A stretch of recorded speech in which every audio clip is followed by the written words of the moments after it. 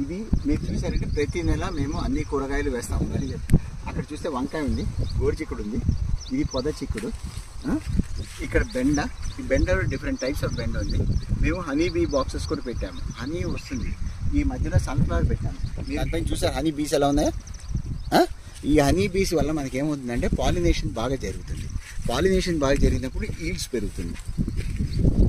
ఈ multi cropping ఇప్పుడు ఇది ఒక బయోడైవర్సిటీ ఫామ్ లాగా ఉండాలి. ఏదో బెండకాయ అంటే బెండకాయ పెంచి వేరేదాన్ని శుభ్రంగా అదే కానీ మనం పురుగుల మందు కొట్టామంటే సన్ఫ్లవర్ పైన హనీ బీస్ రాదు. హనీ బీస్ తీసారా, ఈ హనీ బీస్ వల్ల పాలినేషన్ ఎందుకు జరుగుతుంది, బ్రహ్మాండంగా జరుగుతుంది. అదే మనం ఈ మందులు కొట్టామనుకోండి ఏది ఉండదు, పాలినేషన్ అనేది తగ్గిపోతుంది. ల్యాండ్ని మనమే ఖరాబ్ చేస్తున్నాం. ల్యాండ్ని హెల్తీగా ఉంచాలి, అట్మాస్ఫియర్ హెల్తీగా ఉంచాలి, పరిసరాలను ఎన్వైరన్మెంట్ హెల్తీగా ఉంచాలి, అన్ని నేచర్ని ప్రిజర్వ్ చేసుకుంటే nature will take care of it's. All the plants, insects, they will live together and let us live also.